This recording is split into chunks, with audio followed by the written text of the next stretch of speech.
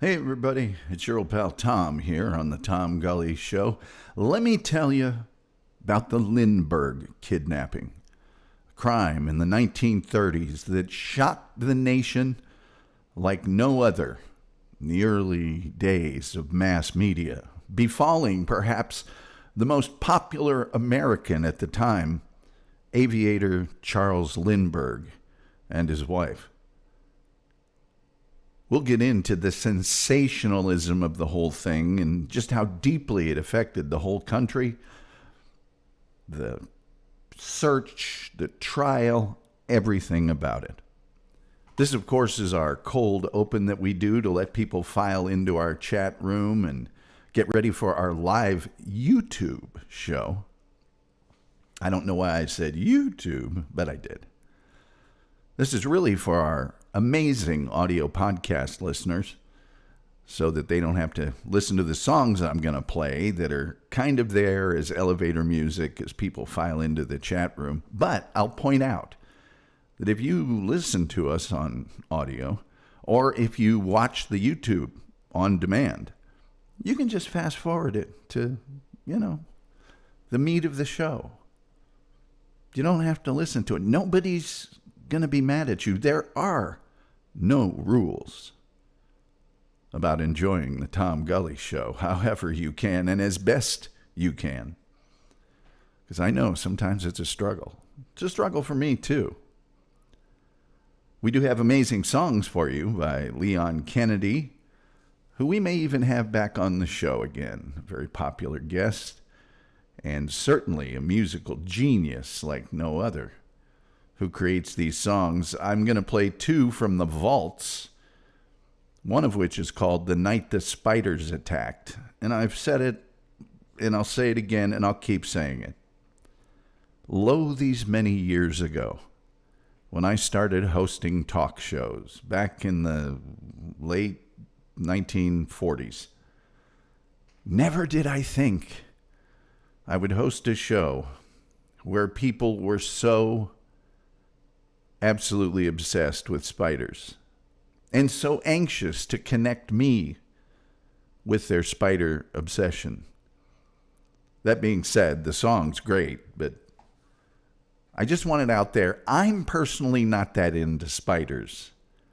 I just have listeners that for whatever reason, they really like spiders. And then there's another one called Let Me Tell You About the Groove, which just takes my well-known Let Me Tell You About and puts it into a Curtis Mayfield-like song. And that's probably the most explanation you should ever have to do about a song. So with all that being said, a couple of tunes and then let me tell you about what was called the crime of the century at the time, the Lindbergh Kidnapping.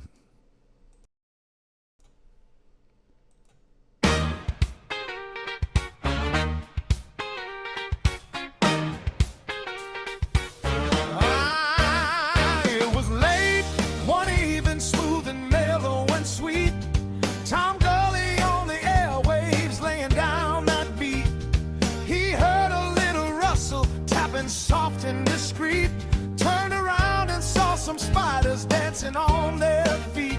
All their legs were shiny gold and the rhythm pure heat. He thought, hold on baby, these little fellas groove kinda crazy, and the whole room lit like a disco dream. Oh, that was the night the spiders attacked. But with disco hearts, baby, nothing got whacked. Skittering, jittering, never losing the tact. Tom Gulley smiling, feeling all the impact. Oh, honey, no one got sacked on the night. Oh, the night, the night, the night the spiders attacked.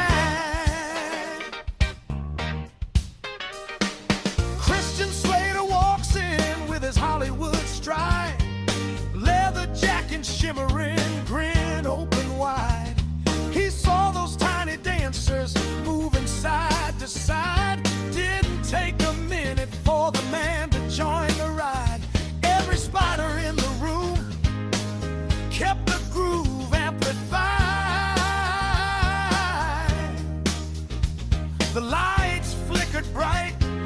a Motown stage. Silky harmonies floating like we turn a new page. Spiders tapping rhythm like a miniature band. Oh, that was the night the spiders attacked. But with disco hearts, baby, nothing got whacked. Skittering, jittering, never losing the tact. Groove so smooth it bordered on abstract. Oh, honey, no one got sacked. Oh, the night, the night, the night the spiders attacked.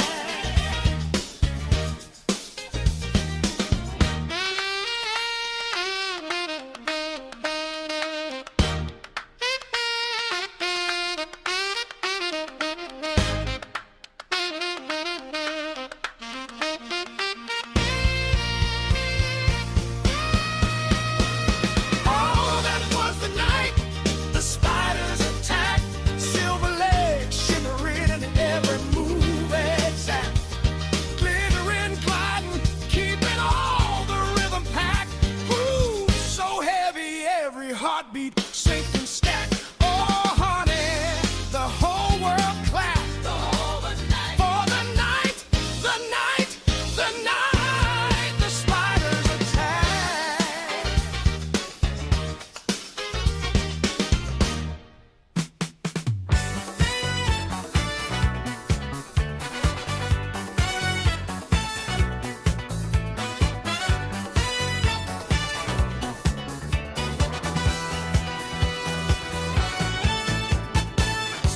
Let me tell you about the air. Let me tell you about the soul. Let me tell you about the fire. Let me tell you about Tom Gulley's road.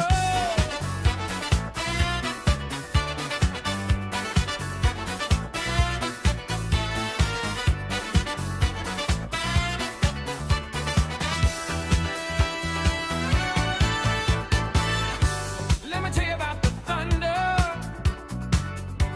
Let me tell you about the smooth.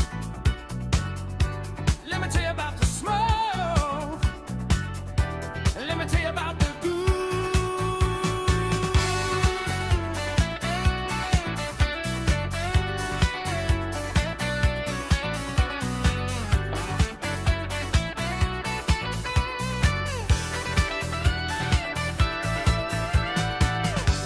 Let me tell you about the feeling. Let me tell you about the sound. Let me tell you about the lightning. Let me tell you about getting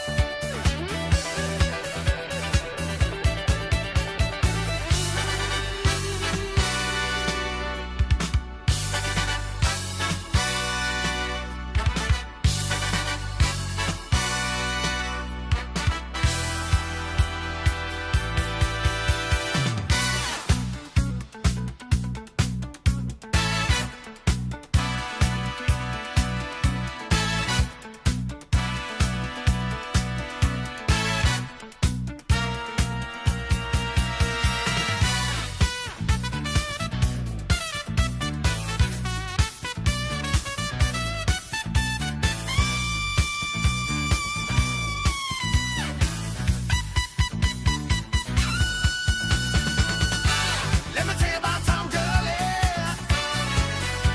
Let me tell you about the soul. Let me tell you about it truly. Let me tell you where to go.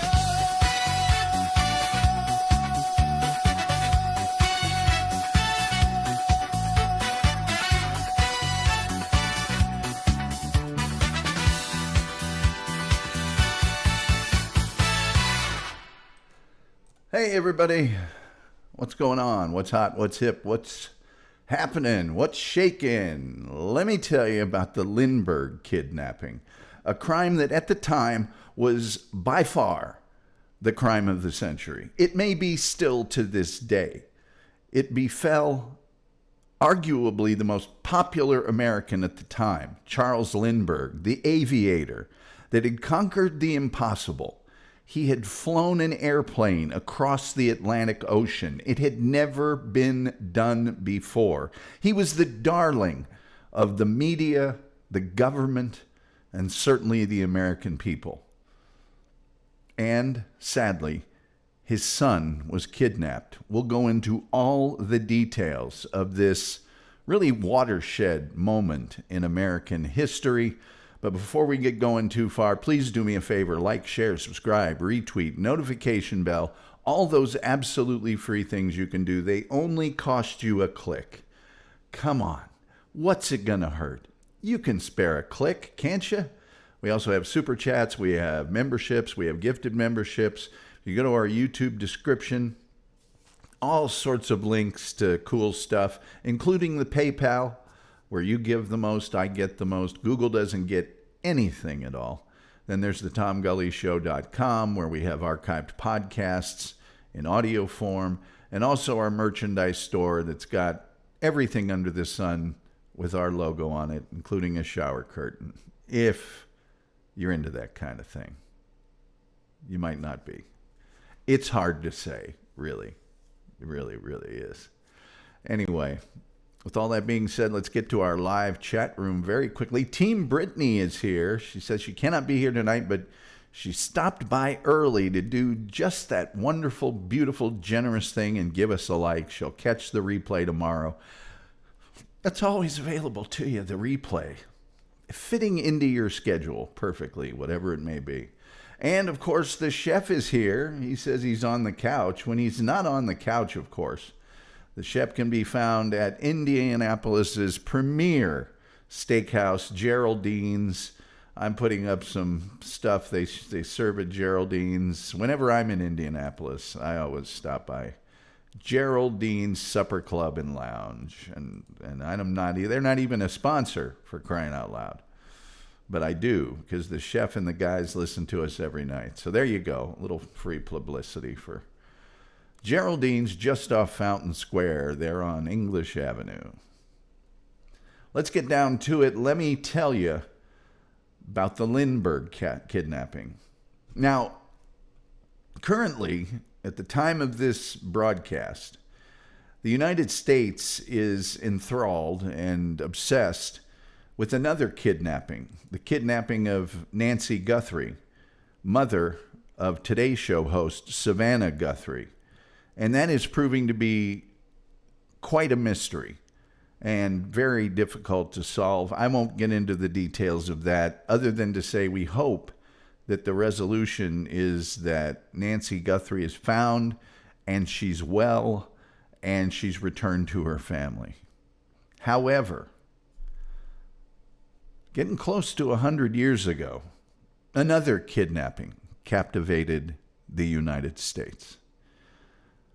On March 31st, Charles Augustus Lindbergh Jr., the 20-month-old son of Colonel Charles Lindbergh and his wife, aviator and author Anne Morrow Lindbergh, was abducted from his crib in the upper floor of the Lindbergh's home in Highfields, New Jersey.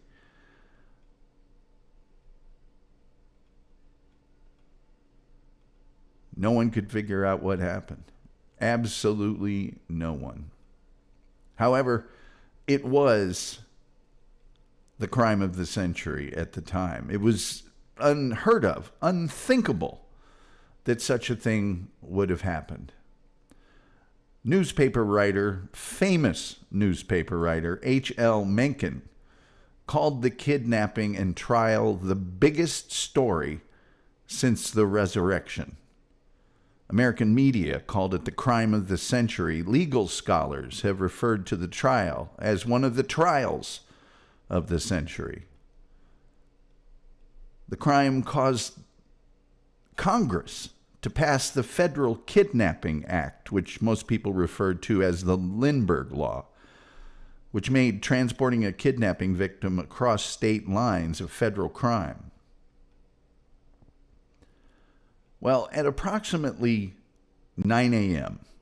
on March 1st, the Lindbergh's nurse, Betty Gow, found that 20-month-old Charles Augustus Lindbergh Jr.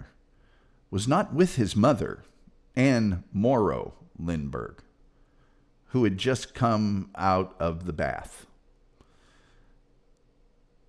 Gow then alerted Charles Lindbergh, who immediately went to the child's room where he found a ransom note containing poor handwriting and grammar in an envelope on the windowsill.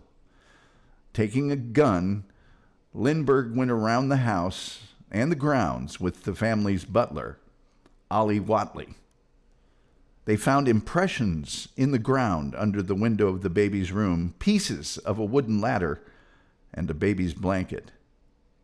Whatley telephoned the police department while Lindbergh contacted his attorney and friend, Henry Breckenridge, and the New Jersey State Police. An extensive search of the home and its surrounding area was conducted by police from nearby Hopewell borough in coordination with the New Jersey State Police.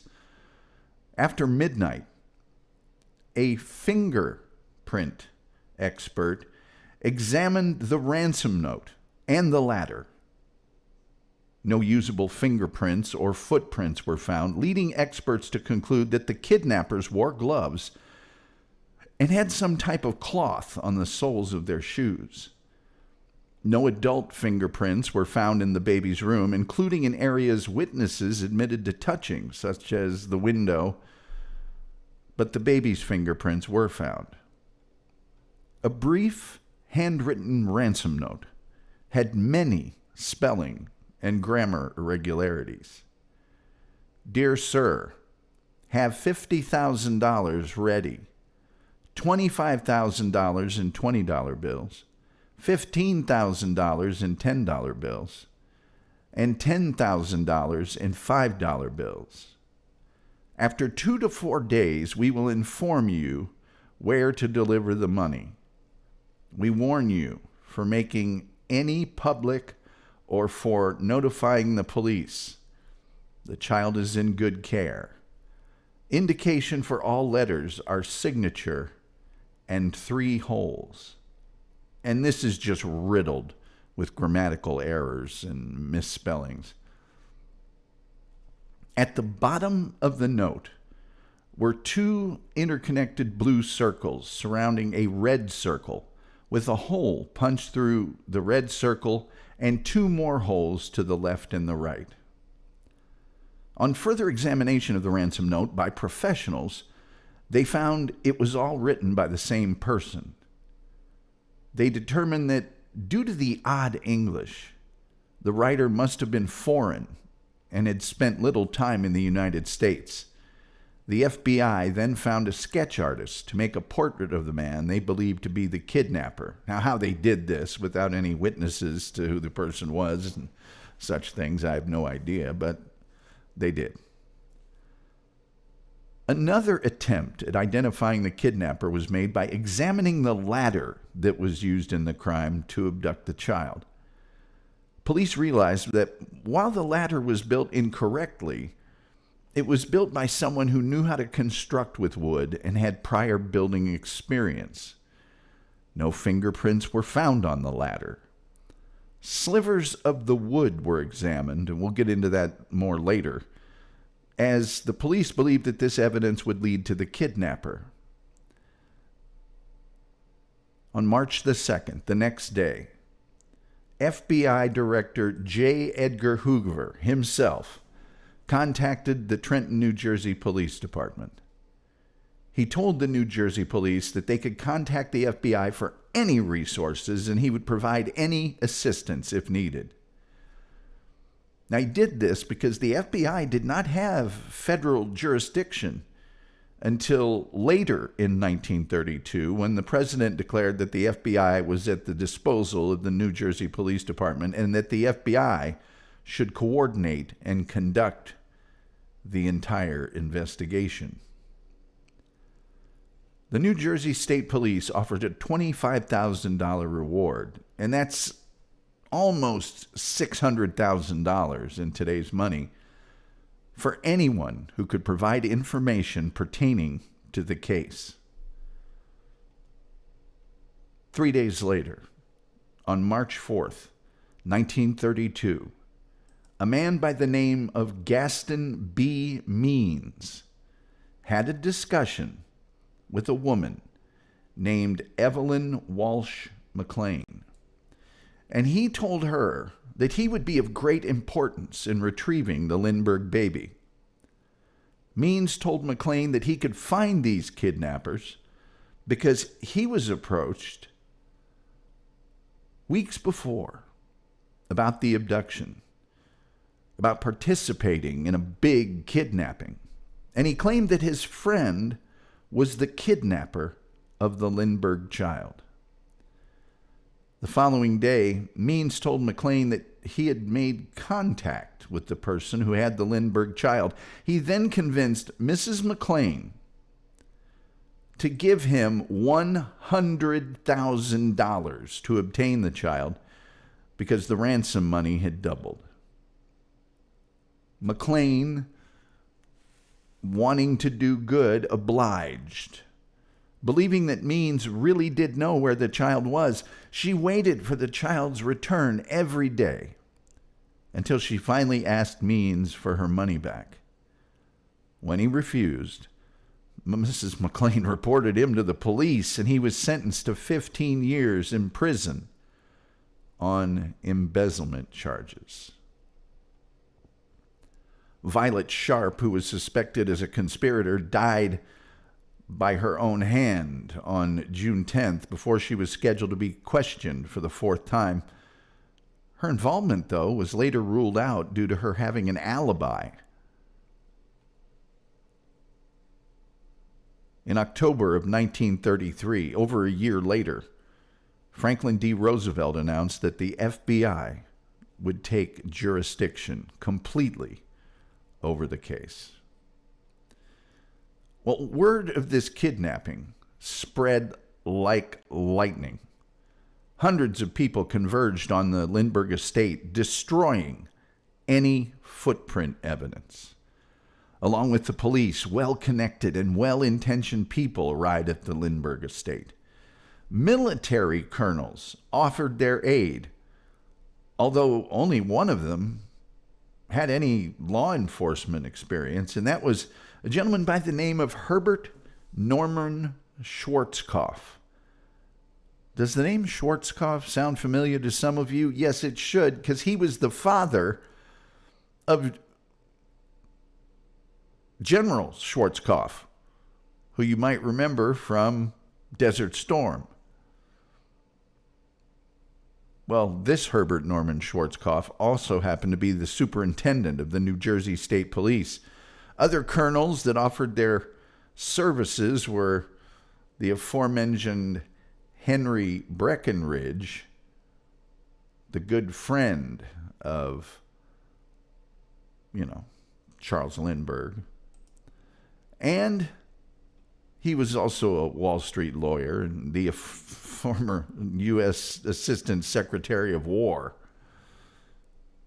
Another colonel that offered his help was a gentleman by the name of Wild Bill Donovan, William J. Donovan, a hero of the First World War, who later headed the Office of Strategic Services, the OSS, which was the forerunner to the CIA.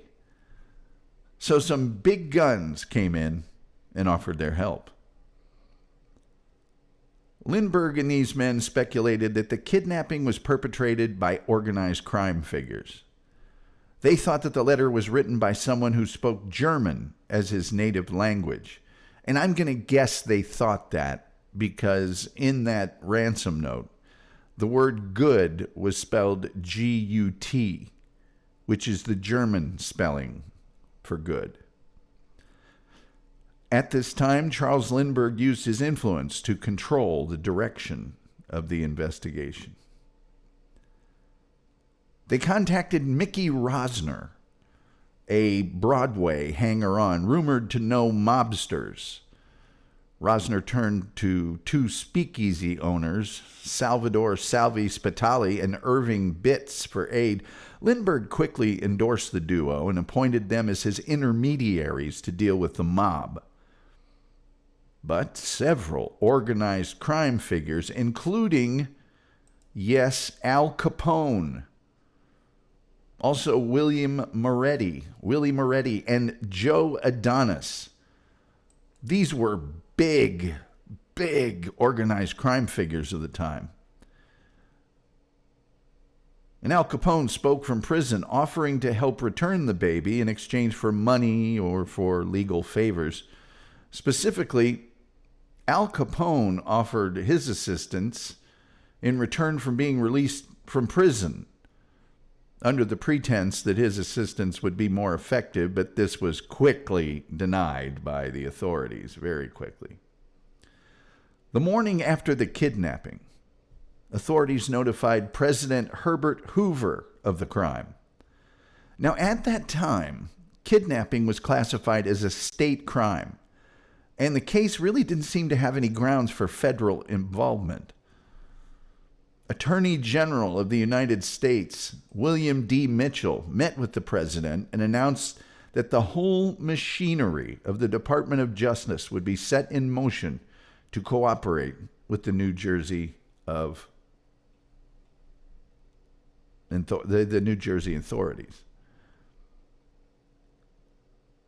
Keep in mind that for the federal government to jump in on something like this is testament to how important and how beloved Charles Lindbergh was for that amazing achievement of flying over the Atlantic Ocean in the spirit of St. Louis. A man all by himself, surrounded by gasoline, flying maybe 100 feet over the ocean in just one flight. It had never been done before. The Bureau of Investigation, the BOI, it was the forerunner to the FBI, and it was authorized to investigate the case while the United States Coast Guard, the U.S. Customs Service, the U.S. Immigration Service, and the Metropolitan Police Department of the District of Columbia were told their services might be required. New Jersey officials announced that $25,000 reward for the safe return of Little Lindy, which became the child's nickname. The Lindbergh family offered an additional $50,000 reward of their own. At this time, the total reward of $75,000, approximately $1.8 million in today's money, was a big thing because the nation was smack dab in the middle of the Great Depression. 5 days later, a new ransom letter arrived by mail at the Lindbergh home.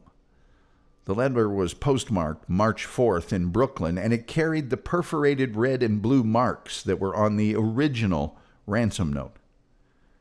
The ransom had been raised to $70,000.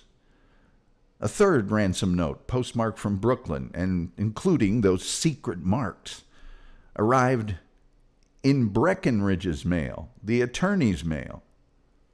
The note told the Lindberghs that John Condon, a man named John Condon, should be the contact for anything between the Lindberghs and the kidnappers. And they requested notification in a newspaper that the third note had been received. Instructions specified the size of the box the money should come in, and warned the family not to contact the police. Now this guy, this John F. Condon, was a well-known Bronx personality and a retired schoolteacher. He wrote an open letter to the Bronx Home News newspaper offering $1,000 if the kidnapper would turn the child over to a Catholic priest. Condon received a letter, reportedly written by the kidnappers, authorizing him to be their intermediary, and Charles Lindbergh accepted the letter as 100% genuine.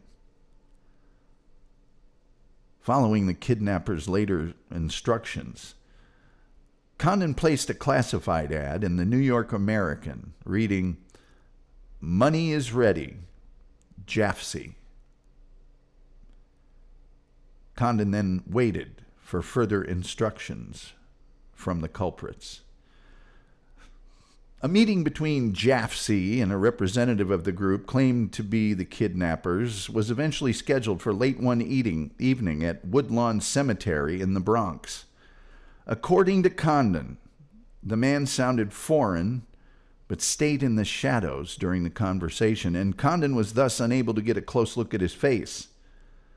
The man said his name was John, and he related the following story. He was a Scandinavian sailor, part of a gang of 3 men and 2 women. The baby was being held on a boat, unharmed, but would be returned only for the ransom. When Condon expressed doubt that John actually had the baby, he promised some proof. The kidnapper would soon return the baby's sleeping suit. The stranger asked Condon, "Would I burn the package were dead?" That's not a mispronunciation. That's what he asked. When questioned further, he assured Condon that the baby was still alive. On March 16th, a little over 2 weeks since the kidnapping, Condon received a toddler's sleeping suit by mail and a 7th ransom note. After Lindbergh identified the sleeping suit, Condon placed a new ad in the Home News. "Money is ready, no cops, no Secret Service. I come alone like last time." On April 1st, Condon received a letter saying it was time for the ransom to be delivered.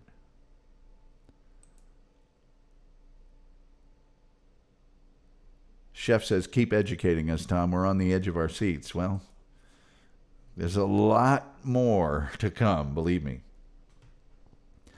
The ransom was packaged in a wooden box that was custom made. And the reason that they custom made this package was to help identify it later. In other words, if they found this with somebody, it wouldn't be just a package someone could get anywhere. It was very specially made. Along with the usual money, which are Federal Reserve notes, a number of the bills that were included were U.S. gold certificates, a very special kind of currency.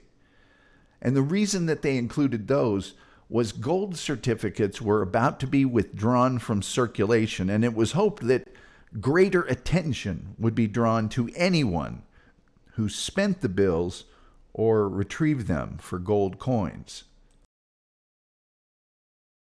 In other words, they're going out of circulation. They're becoming more and more uncommon. So if someone has them, maybe that would tip off the authorities. None of the bills in the ransom were marked, but their serial numbers had been recorded. So they didn't mark the money individually, but they did write down the serial numbers. And some people attribute this idea, because remember, this is an early kidnapping. They didn't do things the way they do them now necessarily. Some attribute it to Frank J. Wilson, who was a member of the Secret Service. Some attribute that to Elmer Lincoln, who was with the Department of the Treasury. On April 2nd, Condon was given a note by an intermediary, an unknown cab driver. Condon met this John and told him that they had been able to raise only $50,000. The man accepted the money and gave Condon a note saying the child was in the care of 2 innocent women. Well, sadly, on May 12th, some 2.5 months after the kidnapping, a delivery truck driver named Orville Wilson and his assistant, William Allen, pulled to the side of the road about 4.5 miles south of the Lindbergh home near Mount Rose in neighboring Hopewell, township. When Allen went into a grove of trees to, let's just say, relieve himself, he discovered the decomposed body of a toddler. The skull was badly fractured and the body had been scavenged by animals. There were indications of an attempt at a hasty burial. The housekeeper, Gao, identified the baby as the missing infant from the overlapping toes of the right foot and a shirt that she'd made. It appeared that the child had been killed by a blow to the head. Charles Lindbergh insisted on cremation. In June of 1932, officials began to suspect that the crime had been perpetrated by someone the Lindberghs knew. Suspicion fell on Violet Sharp, a British household servant in the Morrow home, who had given contradictory information regarding her whereabouts on the night of the kidnapping. The Morrow home, of course, being the home of Anne Morrow Lindbergh, Charles Lindbergh's wife. It was reported that she appeared nervous and suspicious when questioned. This, by the way, is Anne Morrow Lindbergh, Charles Lindbergh's wife. Sharp died by her own hand on June 10th, 1932, by ingesting a silver polish that contained cyanide just before being questioned for the 4th time. Her alibi was later confirmed, and the police were criticized for being heavy-handed. Condon was also questioned by the police, and his home was actually searched, but nothing incriminating was found, and Charles Lindbergh stood by John Condon's innocence during this time. After discovery of the body, Condon remained unofficially involved in the case.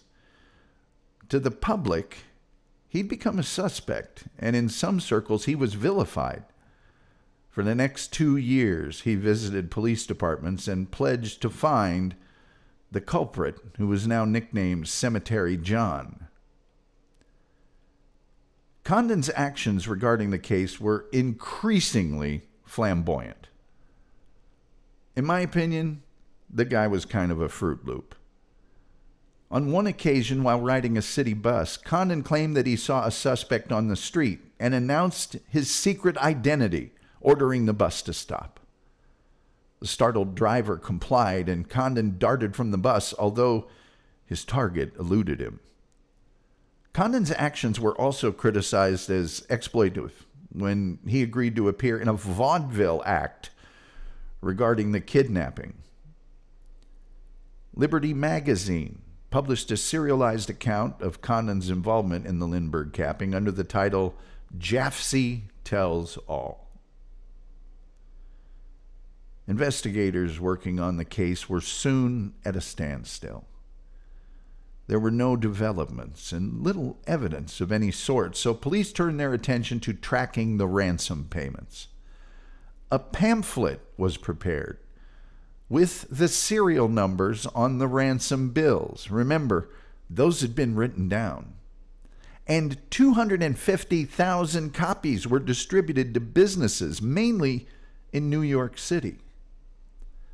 A few of the ransom bills turned up in scattered locations, some as far away as Chicago and Minneapolis, but whoever spent the bills was never identified.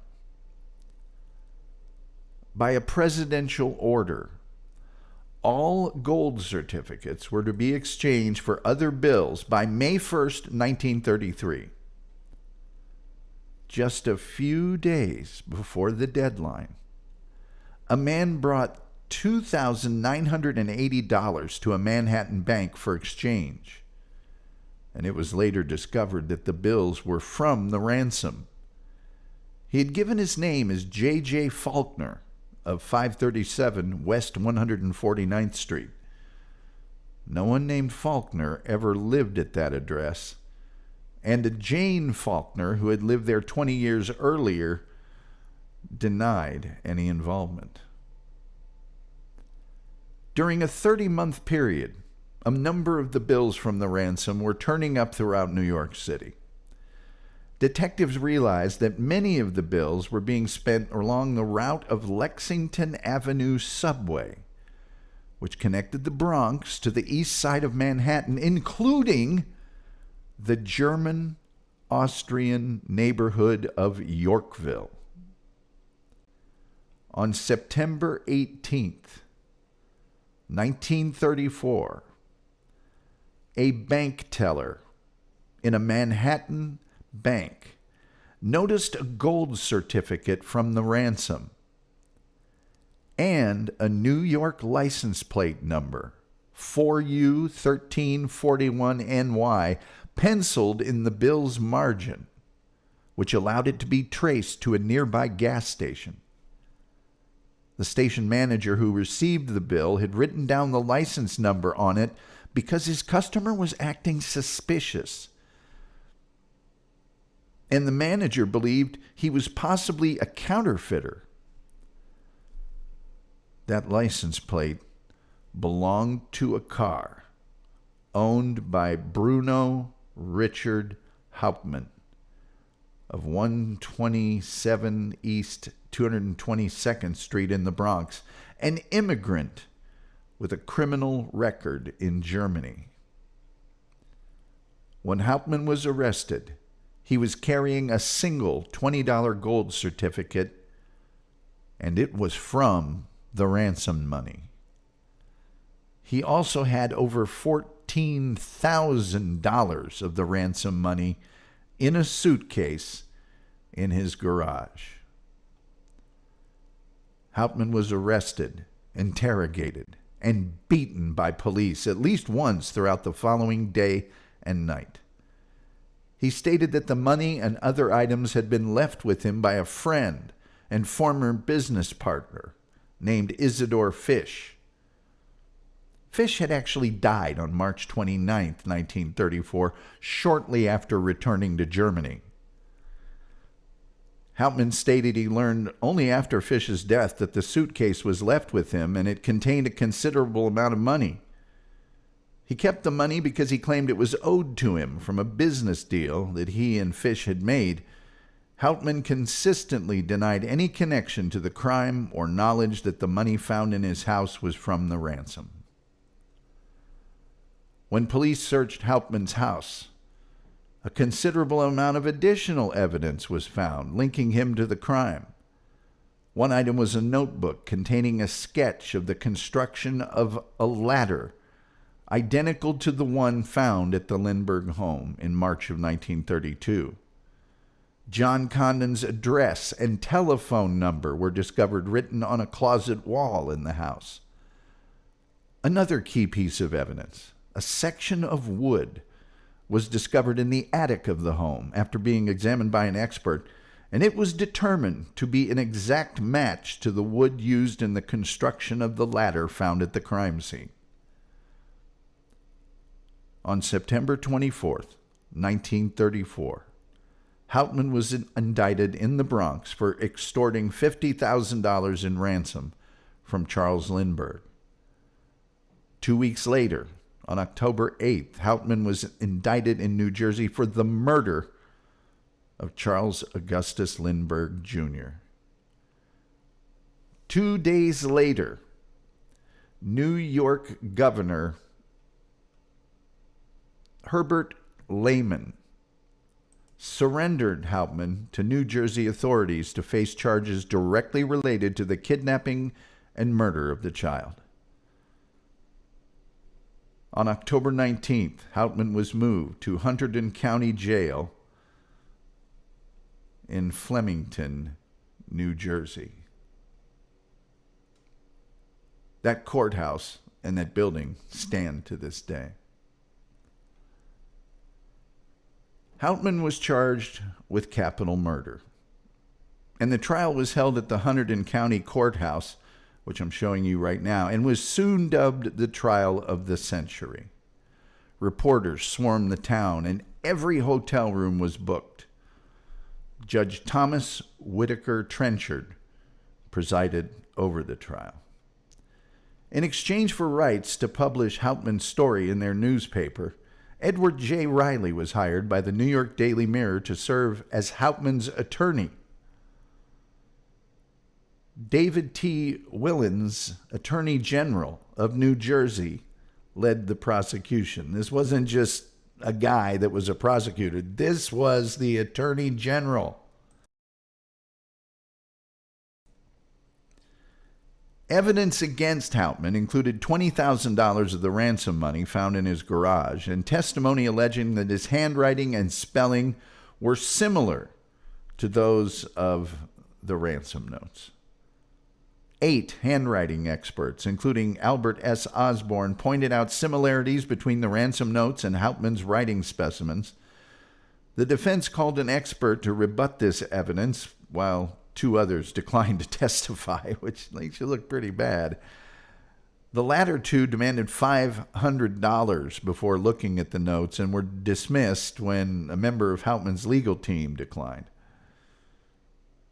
Other experts retained by the defense were never called to testify. On the basis of the work of this man, Arthur Kohler, at the Forest Products Laboratory, the state introduced photographs demonstrating that part of the wood from the ladder matched a plank from the floor of Hauptmann's attic.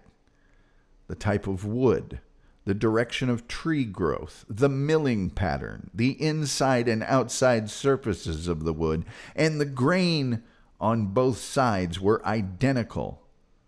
And 4 oddly placed nail holes lined up with nail holes in joists in Hauptmann's attic. Condon's address and telephone number were written in pencil on a closet door in Hauptmann's home, and Hauptmann told police that he had written Condon's address in a bizarre excuse. I must have read it in the paper about the story. I was a bit interested and kept a little record of it, and maybe I was just on the closet and was reading the paper and put down the address. I can't give you any explanation about the telephone number. A sketch that prosecutor Willens suggested represented a ladder was found in one of Hauptmann's notebooks. Hauptmann said this picture and other sketches were the work of a child. Despite not having an obvious source of income, Hauptmann had bought a $400 radio. That would be like $9,400 today, and sent his wife on a trip to Germany, which also wasn't cheap back in the 1930s. Let's see, we've got some chats. Guido Samurai is here. He's saying hi to people. We do have the most cheerful chat room on the internet, as verified by independent sources. The chef is enjoying his day off and doing laundry. When doing laundry, I do it at Geraldine's, the premier steak. Never mind. Hauptmann was identified as the man to whom the ransom money was delivered. Other witnesses testified that it was Hauptmann who had spent some of the Lindbergh gold certificates, that he had been seen in the area of the estate on the day of the kidnapping, and that he had been absent from work on the day of the ransom payment and quit his job 2 days after the ransom had been received. Hauptmann never sought another job afterward, yet he continued to live very comfortably and very much beyond his means. When the prosecution rested its case, the defense opened with a lengthy examination of Hauptmann. In his testimony, this is Charles Lindbergh testifying. In his testimony, Hauptmann denied being guilty, insisting that the box of gold certificates had been left in his garage by that Isidor Fish, who returned to Germany in December of 1933 and died there in March of 1934. Hauptmann said that he had found a shoebox left behind by Fish, which Hauptmann had stored on the top shelf of his kitchen broom closet, later discovering the money, which he later to be found, there's $40,000 in here. $40,000, by the way, at the time was about $700,000. $732,000, by the way, in today's money. Hauptmann said that because Fish had owed him about $7,500 in business funds, Hauptmann had kept the money for himself and had lived on it since January 1934. The defense called Hauptmann's wife, Anna, to corroborate the Fish story, which was a Fish story. On cross-examination, she admitted that while she hung her apron every day on a hook higher than the top shelf, she couldn't remember seeing any shoebox there. Later, rebuttal witnesses testified that Fish couldn't have been at the scene of the crime and that he had no money for medical treatments when he died of tuberculosis. Fish's landlady testified he could barely afford the $3.50 weekly rent of his room. In his closing summation, the defense attorney argued that the evidence against Hauptmann was entirely circumstantial because no reliable witness had placed Hauptmann at the scene of the crime, nor were any fingerprints found on the ladder, the ransom notes, or anywhere in the nursery. Well, as you might imagine, Hauptmann was convicted on February 13, 1935, and immediately sentenced to death. His attorneys appealed to the New Jersey Court of Errors and Appeals, which at the time was the state's highest court, and that appeal was argued on June 29, 1935. New Jersey Governor Harold Hoffman secretly visited Hauptmann in his cell on the evening of October 16th, accompanied by a stenographer who spoke German fluently. Hoffman urged members of the Court of Errors and Appeals to visit Hauptmann. In late January 1936, while declaring that he held no position on the guilt or innocence of Hauptmann, Governor Hoffman cited evidence that the crime was not a one-person job and directed Schwarzkopf to continue a thorough and impartial investigation in an effort to bring all parties to justice. It became known among the press that on March 27th, Hoffman was considering a second reprieve of Hauptmann's death sentence and was seeking opinions about whether the governor had the right to issue such a reprieve. On March 30th, 1936, Hauptmann's second and final appeal asking for clemency from the New Jersey Board of Pardons was denied. Hoffman later announced that this decision would be the final legal action in the case, and he would not grant another reprieve. Nonetheless, there was a postponement when the Mercer County grand jury, investigating the confession and arrest of Trenton attorney Paul Wendell, requested a delay from Warden Mark Kimberling. This final stay ended when the Mercer County prosecutor informed Kimberling that the grand jury had adjourned after voting to end its investigation. Hauptmann turned down a large offer from a Hearst newspaper, that being a newspaper owned by tycoon and newspaper billionaire William Randolph Hearst. He turned down a large offer from a Hearst newspaper for a confession, and he refused a last-minute offer to commute his sentence from the death penalty to life without parole in exchange for a confession. Well, Bruno Richard Hauptmann was executed by electric chair on April 3rd, 1936. After his death, some reporters and independent investigators came up with numerous questions about the way in which investigations and investigators had been run and the fairness of the trial, including witness tampering and planted evidence. Twice in the 1980s, and I should mention that conspiracy theories and people claiming to be the Lindbergh baby have persisted forever. But twice in the 80s, Anna Hauptmann sued the state of New Jersey for unjust execution of her husband. These suits were dismissed due to prosecutorial immunity and because the statute of limitations had run out. She continued fighting to clear his name until her death at age 95 in 1994. A number of books have asserted Hauptmann's innocence, generally highlighting inadequate police work at the crime scene, Lindbergh's interference in the investigation, the ineffectiveness of Hauptmann's legal team, and weaknesses in the witnesses and physical evidence. Ludovic Kennedy, in particular, questioned much of the evidence, such as the origin of the ladder and the testimony of many of the witnesses. The ladder has been tested in subsequent years using a silver nitrate process that didn't really totally exist at the time, and they didn't find any fingerprints.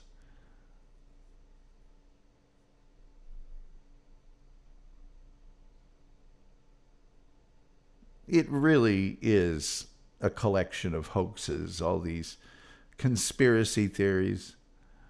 There was a 2012 book called Cemetery John, which proposed that Hauptmann was part of a conspiracy with two German-born men, John and Walter Knoll.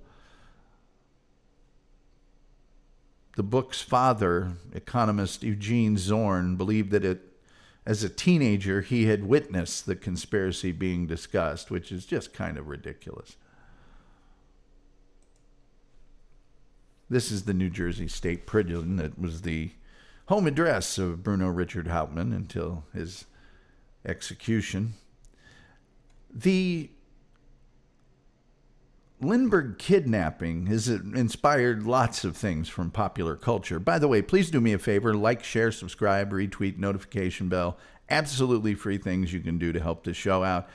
The algorithm has recently decided that they don't like us again. It does this every 6 weeks. And then we start getting some momentum, and then, you know what I'm saying. You guys are hip. The Lindbergh Kidnapping has made its way into popular culture and fictional depictions ever since it started. The 1930 Agatha Christie novel, Murder on the Orient Express, described a kidnapping of Daisy Armstrong, a fictional character, in her Hercule Poirot novel. In 1981, the kidnapping and its aftermath served as the inspiration for Maurice Sendak's book, Outside Over There. Maurice Sendak, famous for writing the children's book, Where the Wild Things Are, for those of you who aren't familiar with Maurice Sendak. A 1991 Max Allan Collins novel involves a fictional private eye investigating the Lindbergh kidnapping, who interviewed psychic Edgar Casey, who we've covered on this show. In 1993, in the novel Along Came a Spider by James Patterson, and in the film based on the novel, a character takes inspiration from the Lindbergh kidnapping for his crimes. So even to this day,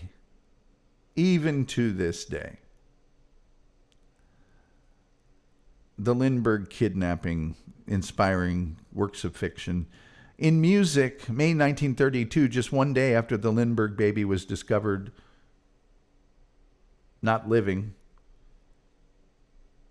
2 songs were recorded by an artist named Bob Miller for Columbia Records with the titles Charles A. Lindbergh Jr. and There's a New Star in Heaven. Baby Lindy is up there.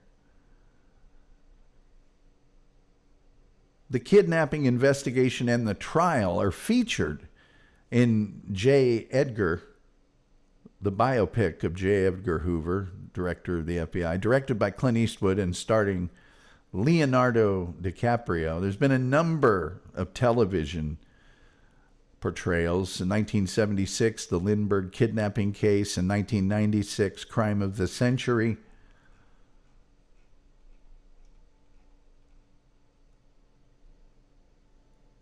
But in the end, easily one of, if not the most shocking and groundbreaking crimes in American history, defining the way we today treat kidnapping and the FBI's involvement of it as a federal crime, how we deal with kidnappers, how we deliver ransom, everything.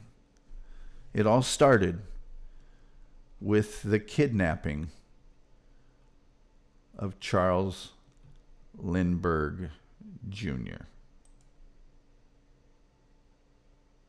And that, ladies and gentlemen, is all that I have to tell you about the Lindbergh kidnapping. Let's look at our chat room real quickly. Oh, Randy, the chef says June 29th is my birthday, a notable date in the Lindbergh chronology. I don't know how many of you have been following the case of, CIA is here. Good evening, Tom. Was the movie Raising Arizona not loosely based on this kidnapping? I don't believe so. I believe it was the kidnapping of a child, but I don't know. You'd have to ask the Coen brothers. It wasn't listed in any of my research.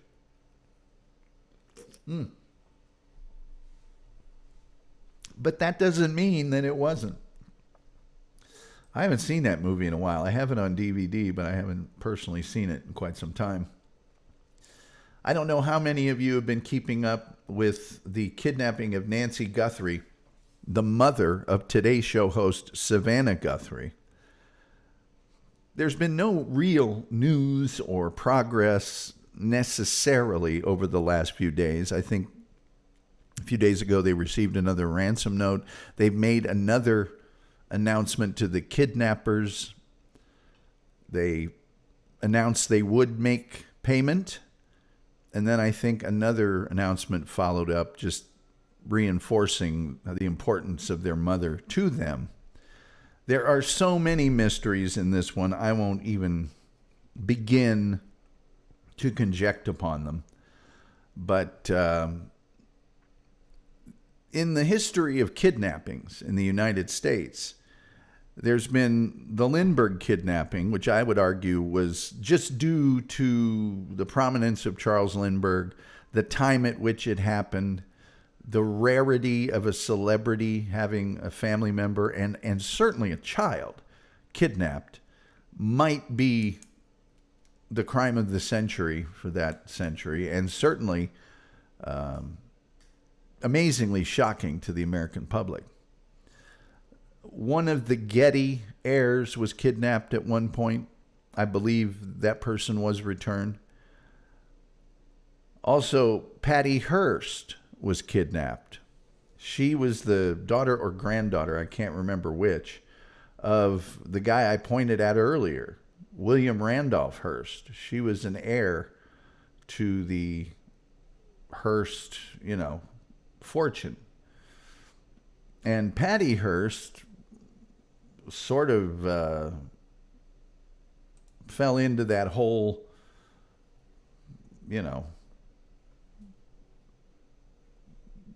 identifying with her kidnappers. Her kidnappers were the Symbionese Liberation Army. And there's pictures of her involved in bank robberies and other stuff, which I think she subsequently was convicted of some things, but the sentences were suspended because, she had Stockholm syndrome or whatever. That was a hugely famous kidnapping. And then this latest one of Nancy Guthrie. But that's William Randolph Hearst, and boy, was he rich. And boy, was he powerful. I should do a show just on him. Chef says, good night, Gracie. Good night, Gracie. William Randolph Hearst didn't just influence things with his newspaper. He was, and also William Randolph Hearst was the person that the movie Citizen Kane was loosely making fun of here and there. And William Randolph Hearst did not like that one bit. Not one bit. CIA says Stockholm Syndrome, the classic trait of Arsenal fans. Maybe. But I will say this. Over the past couple of weeks, it has amused me to no end to hear Paul Scholes and all these know-it-alls that are saying Arsenal, if they win the championship, will be the worst champions ever. Well, if they do win the championship, they're going to be doing it with more points than many of those Manchester United teams. So there's that.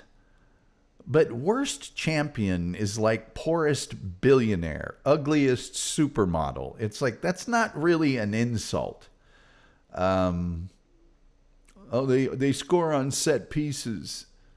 Yeah, those count for a goal. They don't count how, they count how many. And just hearing all these people conject upon Arsenal, it's just like, stop being so jealous. Please. Please. It's just ridiculous. Absolutely ridiculous. Well, these Arsenal fans are just so arrogant, and they're just so over the top, crazy. And it's like, we haven't won a title in 22 years. What do you expect? You know, we're going to be excited. Sorry. And if you think I'm thrilled with our manager, you're crazy. But championship's a championship. That's what you play for. And I think Arsenal is we're still in first place. We're still in the Champions League. In fact, topped the table of the Champions League qualifications. Didn't lose a match. We're still in the FA Cup. We're in the finals of the Carabao Cup, which is, I don't even count that. If we win that, I won't even count it. So, CIA says maybe Man United will repeat the 2002-2003 season. You should look at the point difference back then till now. Well, maybe they should recall the 1998 season, when Arsenal ran the table at the end of the season to win the title. Everybody's got the thing they can point at. Believe me. Everybody's got that. Yeah, we lost the Leeds on the last day, whatever. I got it. I was there. I was watching. It ain't like Man United. Hey, maybe Man United should recall last season when they were 15th. How about I go public and say, last season, I think Man United were the worst 15th place team in the history of the Premier League. And now they won a few games in a row. And suddenly they're the team to beat. And look out, Arsenal. I actually saw a posting by a Man United fan that said, if Arsenal lose 5 times before the end of the season and we win out, we'll be the champions. Yeah. If ifs and buts were candy and nuts, every day would be Christmas, wouldn't it? I don't see that happening. I saw another Man United fan post that said, it's nice to see Man United playing well, a team that hasn't just overspent to be good. As if Arsenal has overspent. I mean, you got Man City sitting over there with still over 100 charges that they've never managed to charge him with. But you're a Man United fan and you're talking about overspending? Do you read that stuff before you post? It's just funny to me that a team that's finished second 3 years in a row now suddenly is in first And people are having a big problem with it. It's like, this is the way things happen in sports. Don't you get that? Where were you last year when we were scoring on set pieces? Why aren't you mad at Chelsea? They've scored like a goal or two less than we have from set pieces. Where's the anger for them? If you don't like it, change the rules. And by the way, why do we score from set pieces, corners, and free kicks? Here's why. Everybody goes to the low block with us and plays 11 in the back. And so, yeah, it's a little more difficult to attack when teams won't come out and play football. I'm sorry. CIA said I'd be more concerned about City, and nothing is happening with the charges, because if City get charged, all the clubs are getting charged. That's true. Well, Leicester City just got charged recently, so... Guido Samurai says, I'm surprised you don't have a soccer show one night a week. As we get closer to the World Cup, and during the World Cup, I will have a nightly show about soccer. But I should have one, because frankly, I'm a genius.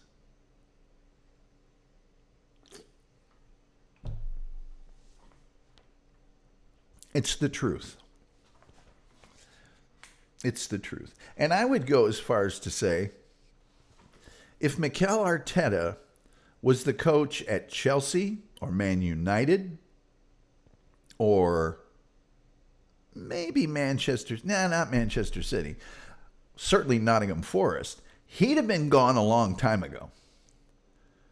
A long time ago. And I would go as far as to say at any of those clubs, and should be Arsenal, if he doesn't win the championship this year, he should be gone.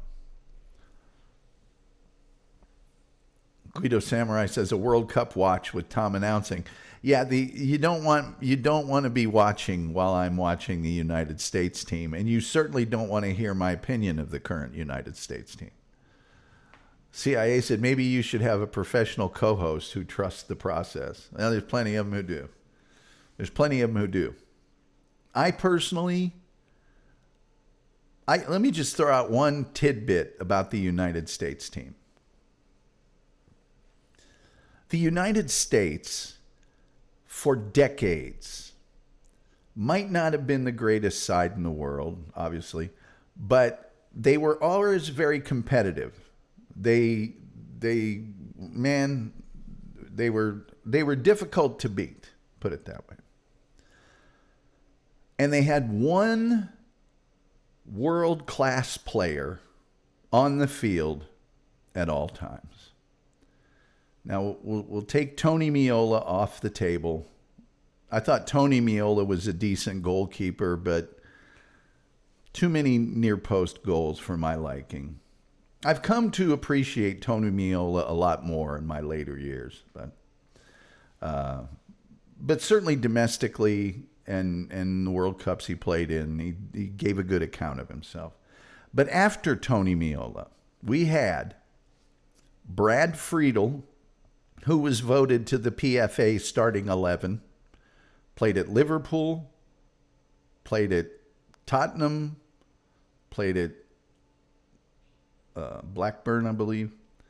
Then we had Casey Keller, started out at Millwall,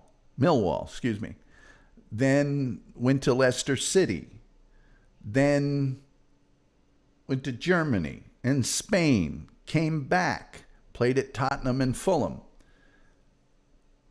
Then we had Tim Howard, who played for Manchester United, also named to the PFA starting 11. Our goalkeeper now is Matt Freese. Matt Freese, in a big tournament, had an incredible penalty shootout. Did a great job. What I would say, though, is Matt Freese can't do what those other three goalkeepers can do, and that is save a goal that should be scored. In other words, make a stop that by all other accounts should have been a goal that was scored, and he pulls off a world-class save. I haven't seen him do that. Not once, not ever. Matt Turner, I've seen him do that. Ethan Horvath, I've seen do that. Matt Freese is solid, He's safe, but he isn't going to pull your bacon out of the fire. And that's just one thing. I got plenty of other criticisms for the U.S. national team. Plenty. But they are playing better. We'll see.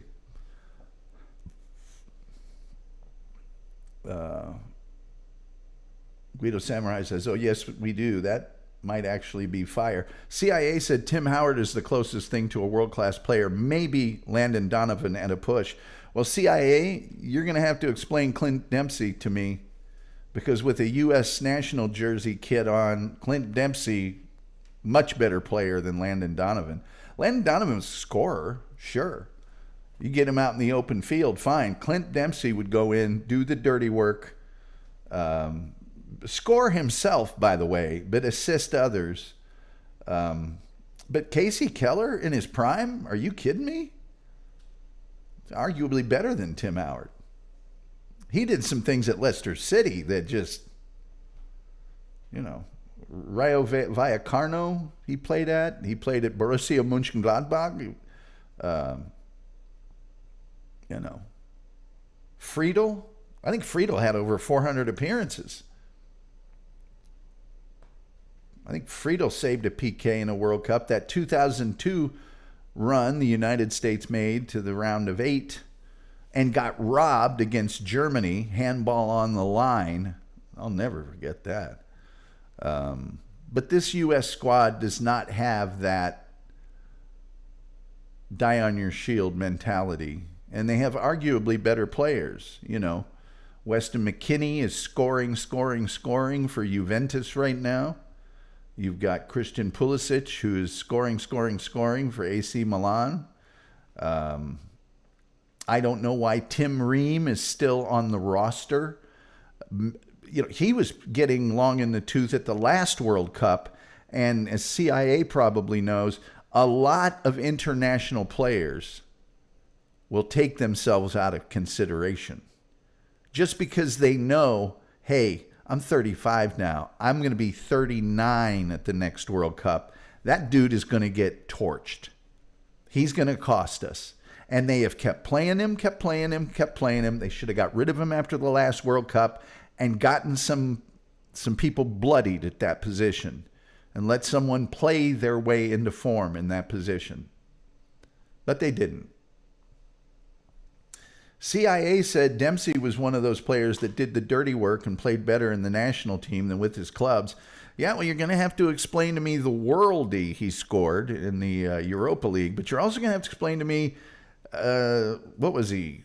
I think he scored 20-some goals in the EPL one season for Fulham. So, yeah, Dempsey did the dirty work and, by the way, scored in 3 straight World Cups. I wonder if Clint Dempsey ever gets together with Robert Greene. Talks about that shot.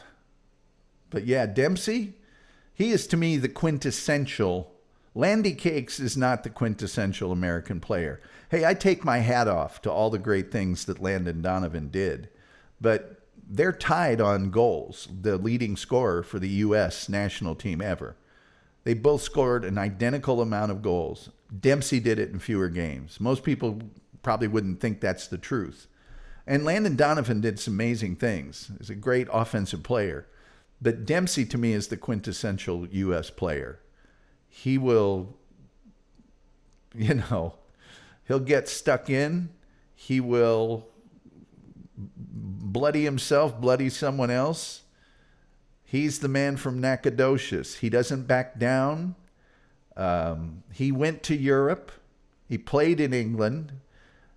Fulham had several coaches that when they got there, they'd bench him. He'd play his way back in every time. Landon Donovan was not willing to do that. He just wasn't. Megabyte says, you're lucky I have to sleep or I would fact check the heck out of you. You go right ahead. Fact check me. You go right ahead. Well, should I just do it right now? Let's see. Clint Dempsey highest goal. Whoops. goal total in the Premier League. Thinking.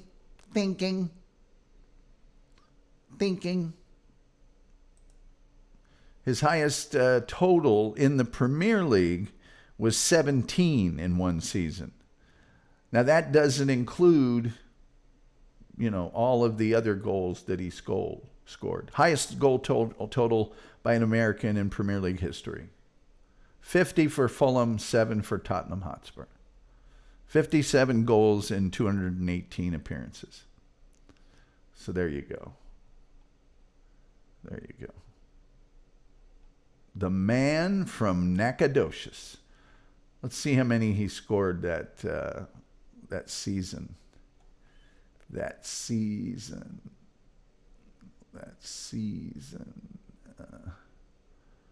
Daggone it. He scored 17 in league play. He scored 3 in Carabao Cup. In the National Cup, which would have been, I guess, the FA Cup. In the League Cup, he didn't appear in any of those games. He scored 3 in the Europa League that year. So that season, he scored 23 goals. Not bad for a kid from Nacogdoches, Texas. I say. Megabyte says Friedel the GOAT. That's not that's not a crazy opinion. It really isn't. I don't share that opinion. I think that Casey Keller is the best goalkeeper the United States has produced. But you could pick Friedel, you could pick Tim Howard, and I wouldn't have any real severe argument about that. They both, all three of them, were so good. And people don't remember that Friedel started out at Liverpool and had difficulty because the Premier League requirements of the time were such that you had to have a certain percentage of appearances for your national team. And the coach of the national team at the time was Bruce Arena. And Bruce Arena was Tony Meola's college coach. So Meola got a lot of starts he arguably shouldn't have gotten. And so it was difficult, even though Friedel was owned by Liverpool, for him to get his work permit. But he stuck it out. He had some good games, and he also had some howlers at Liverpool. And then, went elsewhere and was, spectacular.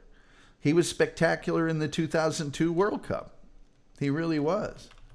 I have a problem with him adopting a British accent while he was there. It's like, come on, man. Nobody else is doing that. You just quit that. But Friedel was a beast. He was a beast. Brad Friedel is the current holder of the Premier League record for the most consecutive appearances with 310. Blackburn, Aston Villa, and Tottenham. There you go. He's Aston Villa's oldest ever player. There you are. There you are. He's also the oldest player to appear in a competitive match for Tottenham. God, I don't believe I had to say Snottenham on my show. 450 appearances in the Premier League, a record for any North or South American player. So, Friedel was a beast. Friedel completed a transfer to Liverpool worth £1.7 million in 1997. Got his work permit on appeal after the first request was denied. Had 30 games in 3 years. He sat behind David James and later Sander Westerveld.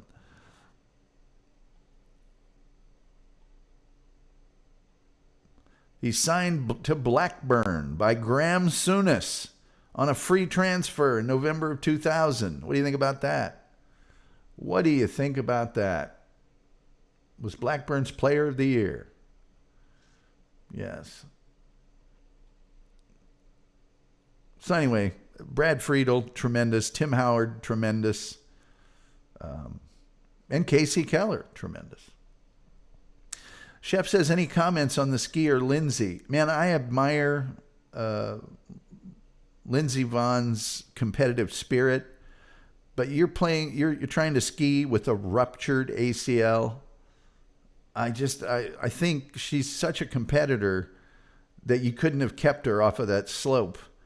But she got airborne and came down, and the sight of it and the sound of it, I watched it last night after the Super Bowl, and it was heartbreaking. It really was. But she's got nothing to be ashamed of with her career.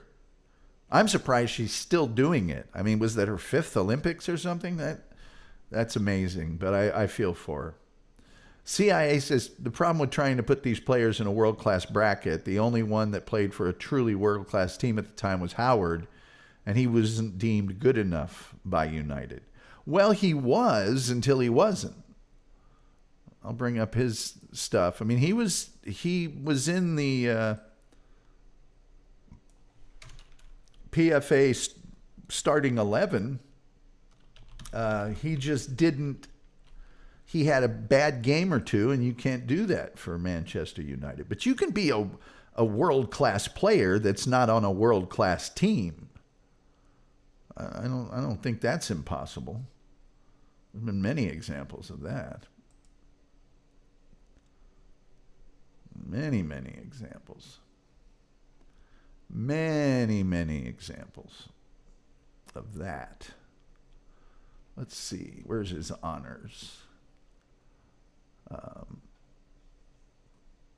Premier League PFA Team of the Year, 2003-2004. It's just after that, you see, that he had a bit of a problem. You see, it's just after that season that he had just a bit of a problem, don't you know? But at Everton, come on. Manchester United paid $4 million transfer fee to sign Howard. He replaced Fabian Barthez as the club's first choice goalkeeper. Now, come on. Started off very well, saving the decisive penalty in the Community Shield against Arsenal.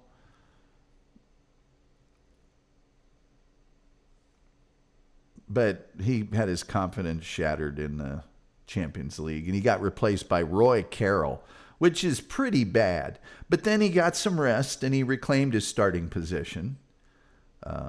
Became the first American to win the FA Cup, and was named in the PFA Team of the Year that year. But the next year started poorly, dropped for Carroll. Carroll made errors, got his position back. Then Carroll got it back from him, and signed a new contract in 2005 that was to last until 2009. But in the summer of 2005, they released both Carroll and Howard and brought in Edwin van der Sar. I don't think it's any dishonor to be released in favor of Edwin van der Sar, who, I'm sorry, one of the great, he's in my top 5 Premier League goalkeepers of all time.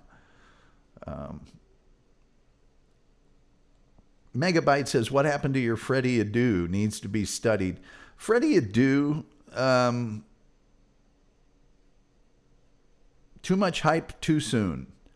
And then he ran into some coaches that required him to work. And Peter Nowak at Chicago Fire, well, who played for the Chicago Fire, I forget which team, it might have been DC United that he was coaching, just wouldn't automatically start him. And Freddie Adu you forget because he started so soon. He's only in his mid-30s or something now. He was bouncing around all sorts of teams for a year here, a year there. He just didn't do what Clint Dempsey did, which was when a new coach came in, and I'm sorry, a lot of coaches in the English Premier League, if you're American, they don't think you're any good. And Clint Dempsey says, okay, I'm going to stay here and I'm going to fight and I'm going to get my position. Freddie Adu didn't want to do that. Landon Donovan didn't want to do that. He didn't want to do it in Germany. He played a little for Everton, but anyway. Megabyte said the hype was insane. It really was. It really was. I mean, if you're going to get hype, get it like Christian Pulisic got it. Go to Borussia Dortmund and start lighting the place up. That's the hype you want. Accomplish something, for crying out loud. Anyway, with all of this being said, I thank you all for being here. The algorithm is killing us. Please like, share, subscribe, retweet, notification bell. Tomorrow night, he said, we will be covering the H.L. Hunley, which was an early submarine in the American Civil War that was revolutionary. It was heroic, but boy, was it tragic. When you hear the story of what these guys had to do to be in a submarine in the 1860s, whoo, mama. The next night, we will cover the siege at Waco. Thursday missing person Tiffany Sessions. Team Brittany knows a lot about that. Megabyte says Landon was a big flop. He really performed for the United States. I don't think you can call him a flop. I think maybe Major League Soccer was the best place for him because he flourished there, got confidence and stuff, and then on the national team it was a counterattacking team. It was set up for his skills. But I will also say, if you marked him hard, especially at the start of a game, he didn't fare as well. On Saturday, we will cover amazing actress Agnes Moorehead. Killed it in old-time radio, killed it in the movies, and then on Bewitched. And then Sunday, yes, we will cover longtime television western Bonanza.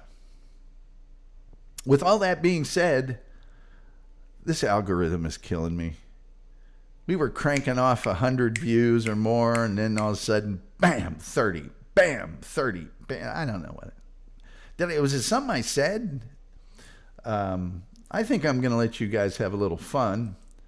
And I'm going to go out tonight with The Night the Spiders Attacked. How about that? Why don't we do that?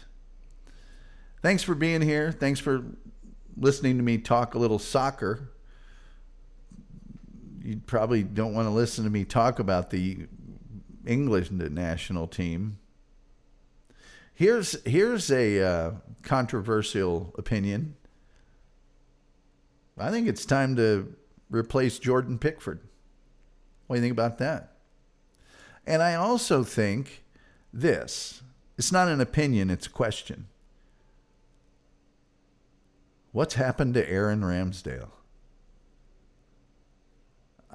Maybe it's his handlers, I don't know, but dude, you need to be starting first team football.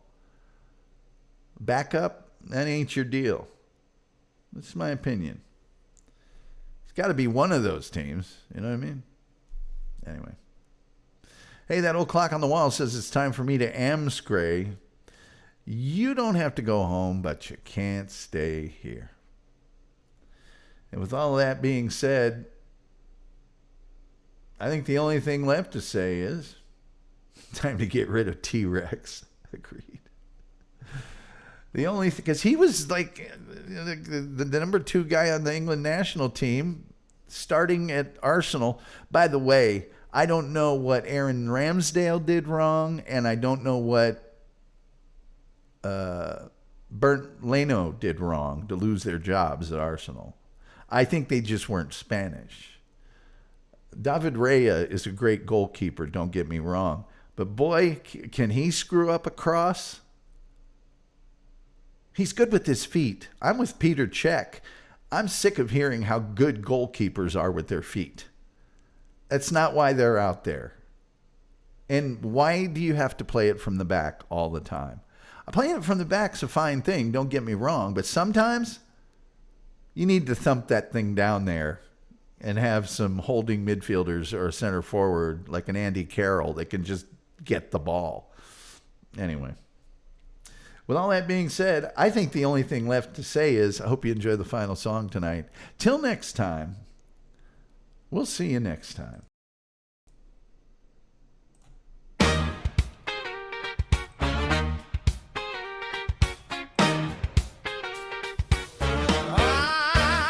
It was late one evening, smooth and mellow and sweet. Tom Gulley on the airwaves, laying down that beat. He heard a little rustle, tapping soft and discreet. Turned around and saw some spiders dancing on their feet. All their legs were shiny gold, and the rhythm pure heat. He thought, hold on, baby, these little fellas groove kinda crazy, and the whole room lit like a disco dream. Oh, that was the night the spiders attacked, but with disco hearts, baby, nothing got whacked. Skittering, jittering, never losing the tact. Tom Gulley smiling, feeling all the impact. Oh, honey, no one got sacked on the night. Oh, the night, the night, the night the spiders attacked. Christian Slater walks in with his Hollywood stride, leather jacket shimmering, grin open wide. He saw those tiny dancers moving side to side. Didn't take a minute for the man to join the ride. Every spider in the room kept the groove amplified. The lights flickered bright like a Motown stage. Silky harmonies floating like we'd turn a new page. Spiders tapping rhythm like a miniature band. Oh, that was the night the spiders attacked, but with disco hearts, baby, nothing got whacked. Skittering, jittering, never losing the tact. Groove so smooth it bordered on abstract. Oh, honey, no one got sacked on the night, the night, the night the spiders attacked.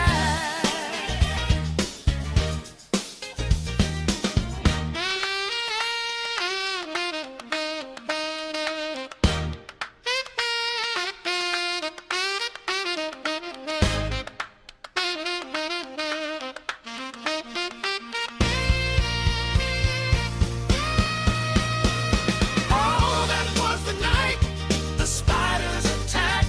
Silver legs shimmering in every move exact. Glittering, gliding, keeping all the rhythm packed. Groove so heavy, every heartbeat sinks